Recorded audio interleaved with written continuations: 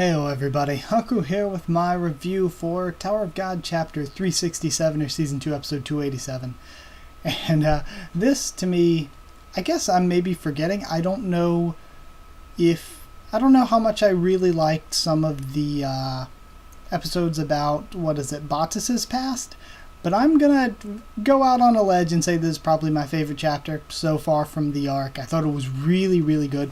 And it's weird because the past few arcs, a lot of the most memorable moments to me and the biggest chapters to me have been the flashback backstory ones. The stuff with last arc, the stuff with Heljo's backstory was some of my favorite stuff of the entire arc, and especially the story of Bomb's past. We finally got to learn that, and about En and Garam and all that.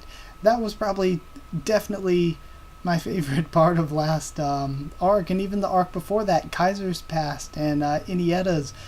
There were really good fights in Name Hunt Station, but other than the fights, I still think my favorite parts were probably the backstories, especially Kaiser's. So here we are once again, where it's more of a lore. I guess the whole lore storytelling part of it is the part I like the most, because this was I had so much fun with this, and my notes for this are very different than normal. Normally, I take my bullet point notes to make it easier to remember stuff, and they're usually not that long or anything, just to make sure I hit every point that I want to talk about.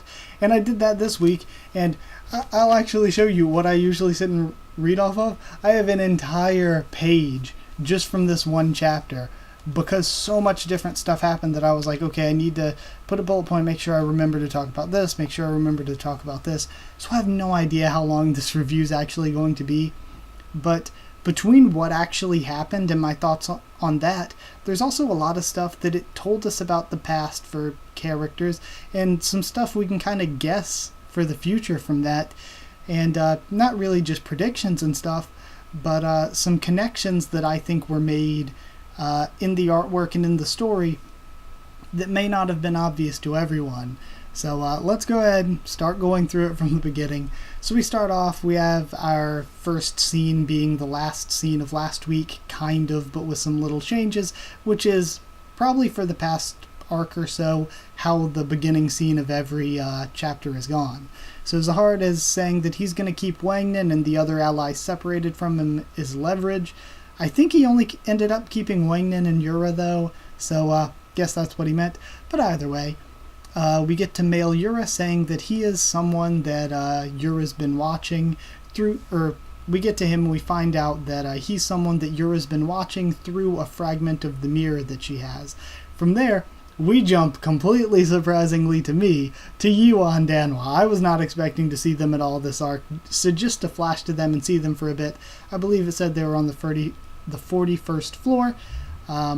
It was just really cool to actually jump and get to see them, because I've started actually really liking Danwa a lot the past few arcs. I think really his story and stuff in Name Hunt Station made me really start building a lot of sympathy for Danwa. But apparently Danwa says that Yura told him that her mother's been waiting on the hidden floor, and she showed him the mirror fragment that she has that she could see the hidden floor with. And she even ended up giving him a piece of the mirror fragment so that he wouldn't forget about it. And we find out that he puts two and two together, that that's how Rack managed to escape that blast, is the mirror fragment activated and sent him to the hidden floor. And that explains it to us as well as an audience. Okay, that's how Rack survived. That's how he made it out of there like that. And that's how we ended up at the hidden floor, because otherwise we had no idea how that was even possible. So now we get our explanation for that, which is actually pretty important, because if it wasn't explained, it would just be kind of a random plot hole that most of us would likely forget about, myself included, but it would still kind of be there. Like, how on earth did Rack even do that? But now we have the explanation for that. And what I think is cool here, because the fragment warped out of there with Rack or whatever, Danwa has now talked about it, and he doesn't have the fragment to help him keep his memories, so he loses all the memories of what he just said to Yua. So I actually really liked that, because it explained it to us as viewers, but then he just forgets about it anyway. Not sure if I like that much for the character, because I feel like, oh, well, now the character has sort of lost that development because they don't remember it. But either way, I did enjoy the way that was handled. It was really creative. And it was a creative way to tell us as viewers how all that happened.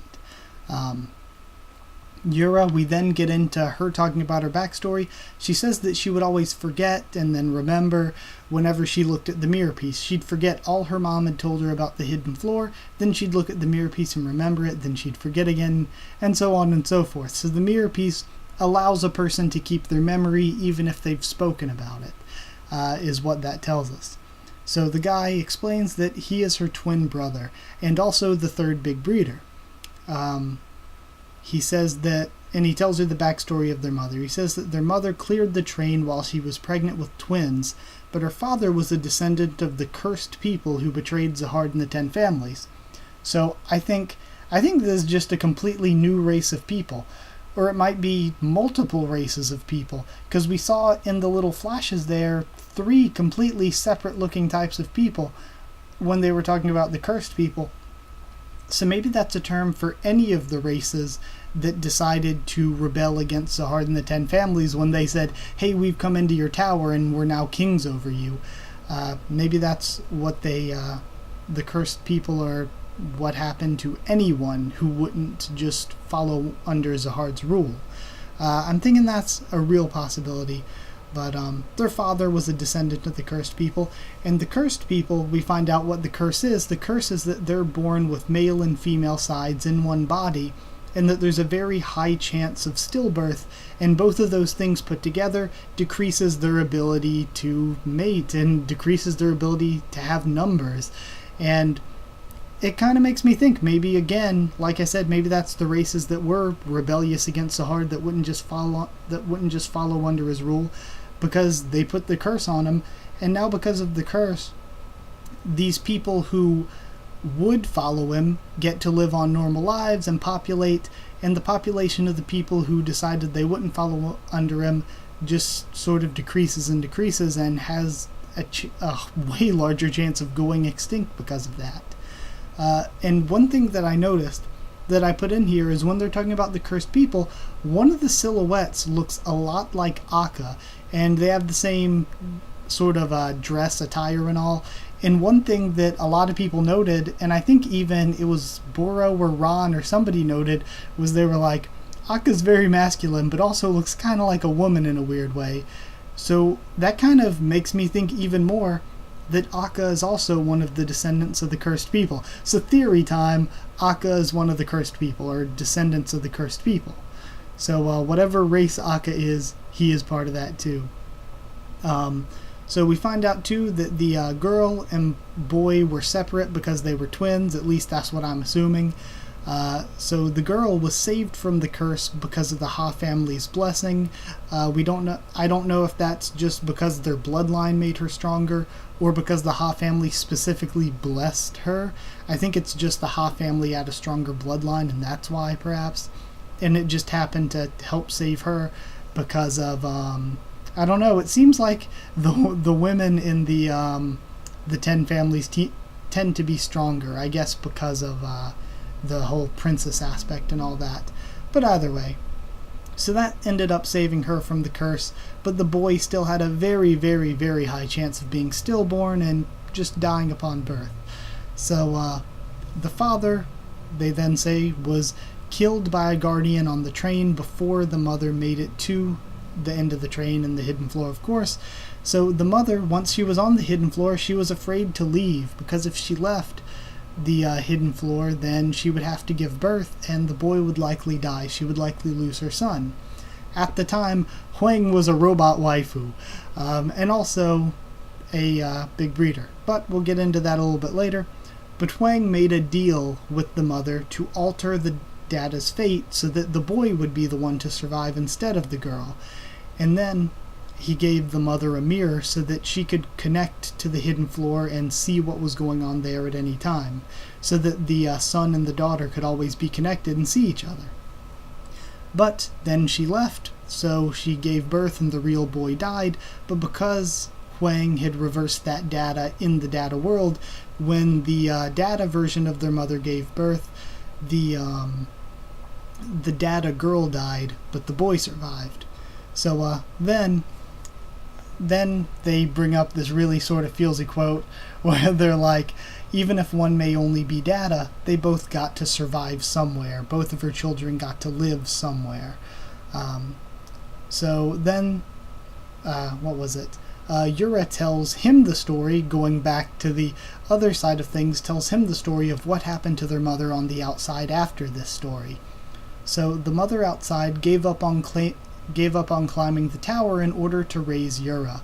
Then the Ha family chased her away because they found out that, Yura was one of the cursed people or whatever, a descendant of the cursed people. But before Yura said luckily she was chosen to be a regular and climbed the tower, but before she left to climb the tower, her mother gave her the mirror fragment and told her to go find her on the hidden floor. So the mother then returned to the Ha family to accept her death.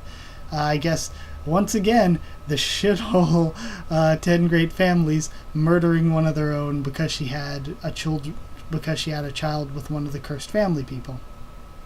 But either way, Yura then said that as she was climbing the tower, she became a famous singer because she felt like if she became famous and she was in the public eye, the Ha family would have a harder time killing her because they would have to explain killing a famous singer that was part of their own family.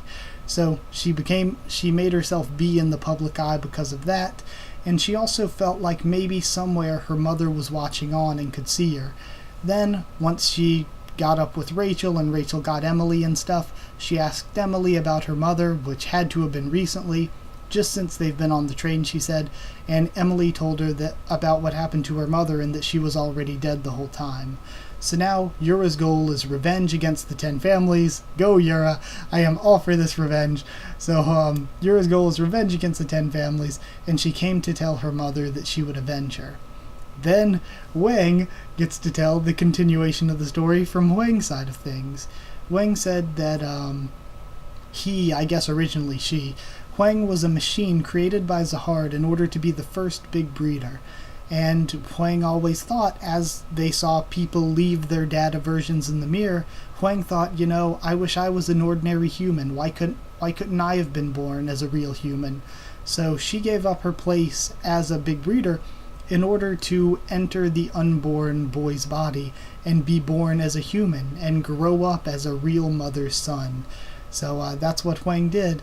And once the mother finally found out and realized what had happened, Huang asked her, you've raised me this whole time. I am your son. I'm your real son, right? But in her despair, the mother begged Huang to delete her data, and so eventually he did. So Huang seems very casual about it on the outside and says, I wanted a mother, not just a woman's data. But on the inside, you can tell that I feel like the rejection, in the way that Huang tells the story, the rejection hurt Huang. Huang actually did really want to be an actual human, and this sort of rejection, I feel like this backstory hurt Huang as well. So then Yura gets really pissed off because of that, goes to attack him. Zahard cuts in and orders Huang to take one hostage and generate a battle area. So Huang takes Yura and says that, hey, you people watching over there, I know what you snuck into. And then Rachel's like, oh crap, that has to mean me, right?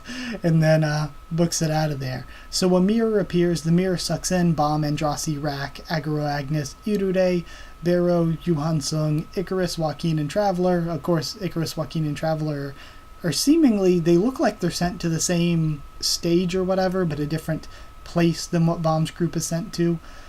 We see Edwan talk to Bomb. He calls him Son of V and says that he remembers V as his fellow companion. So looks like we might get to hear more backstory on V now. But the very, very end, we have Zahard again, and Zahard tells Huang that he's going to the Palace of Spears to kill Edwan's children while he's distracted. And he mentions the mirror at the end may be what Edwan is after. So, mirror at the end, probably what it is. Of course, it could also be whatever the monster that the real Zahard put inside the data Zahard is. But one of those two things, since both have been mentioned and or shown at this point, I'm thinking it, in my opinion, is down to being one of those two things. But either way, that was it. Some thoughts I had while I was going through and reading a bunch and taking notes that didn't really fit anywhere else. Now we know why Yura doesn't look like all the other Ha family characters.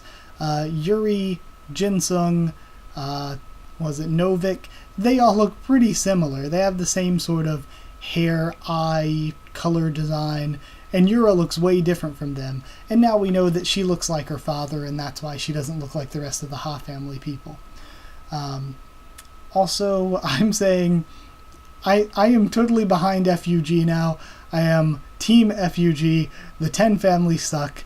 Destroy them, get vengeance. Vengeance for Yura. Vengeance for Reflejo, who was kind of a bad guy himself but didn't deserve what happened to him from the 10 families. Vengeance for Akraptor, my man Akraptor eternally done wrong. Vengeance for Kaiser, and I thought of it just while talking here in reviewing. Vengeance for Anak as well. They screwed over Anak pretty badly. And hell, if this the Snake Charmer really sort of worked with Zahard to screw over Andrasi and her real family, vengeance for Andrasi too. So yeah, we need to take down the 10 families. They're terrible. I know Edwan is kind of like semi-good guy right now, but nah, take him down. So yeah, I love the backstories because there was a lot of detail put into this, and there's a lot of detail put into the lore and a lot of the backstories, which is one of the best things about Tower of Gods. I'm glad we're seeing a bit of it here. Zahard, also a very good villain. Like, what? Like, that is such a villain thing to do. Instead of just disappearing for the story for this month while Bomb trains, he's going to use that opportunity, while Edwan is changing Bomb, to go try to kill his children. So, again, very, very good villain work by Zahard here. So yeah, I thought it was the best chapter of the arc, probably. Some of the blog information from reading the blog. Siu says that Yura was always meant to be connected to the hidden floor, but the reason why she was connected and the story he wanted to tell with her, he's changed it little by little as he's been writing, and this is eventually what he came up with. But she was always meant to have a connection to the hidden floor. That was always something he wanted in the story. He also says that the original real Zahard is a genius adventurer and not really very serious or authoritative, but his personality changed when he became king, and he says for a reason. And again, feel like whatever this sort of corrupting force, this Thrissa or demon or whatever that's inside of him, I guess that's what changed him and made him king, kind of. So yeah. Also, he brings up that the next episodes are going to cover Bomb's training and Zahard's confrontation of the Khun family, and he says that there's probably going to be a lot of fights. So again, very excited for that, because like I said in the live reaction, I like the way this chapter ended off, because we have a lot of things to go into right now. We have Yura and her brother's story, we have Bomb's story with him training, and eventually he's going to get to the fight. We have the story of what's going to happen with Misheni and Marco and Zahard. And sadly, I think Zahard will probably end up killing the data versions of Marco and Misheni, just because I feel like Zahard has raised most of the hidden floor. Most of the hidden floor has just been wiped out by him. I think he's going to wipe them out. We're going to end up defeating, like the main character group's going to end up defeating the big breeders, and then Yuhan Sung at the very end will be like, well, I'm like the only data human left here. So they might end up just destroying or deleting the entire hidden floor. They might end up just destroying the whole thing. That, or they could restore all the data of the people when they leave, which I think would be cool, so that the data versions can come back and live on. And maybe Yura can see her mom again or something. Or Bomb could see his parents. But I doubt that's going to happen. That's a lot less likely than them just destroying the hidden floor. And once they leave, they take down Zahard, they take down the big breeders. And then basically Edwan's like, without my kids, I don't want to be here. Or maybe Zahard, even along this process somewhere, takes out Edwan. And then Yuan Sung's like, well, it's just going to be me and a bunch of NPCs. So maybe he stays there. Maybe they delete Yuan Sung and it's just a place for NPCs. Who knows? And it starts anew. Maybe that happens. Or maybe Bomb's group leaves their data versions and they started anew as a good place where Zahard and the 10 family heads turned it into a bad place. Maybe Bomb as the new head, the new King Zahard of the hidden floor could right those wrongs and make it from this point forward a good place. That could possibly happen. But either way, I guess that's it. So yeah, lots of things, lots of stories to tell from here. I'm going to give it 9.5 cursed people out of 10. Very good. Also, remember my theory. Akka's a cursed people. So, yeah, 9.5 out of 10. Hope you enjoyed the video. Like if you did like it. Comment down there to tell me what you thought of this week's chapter, what you thought of my thoughts on it. Subscribe for more Tower of God, much more on the channel. Follow on Twitter if you want. I'll try to keep you updated there and stuff for the channel. If you want a link to our Discord server, ask and I'll give you one. That's it. Thank you once again for watching, and I'll see you all next time.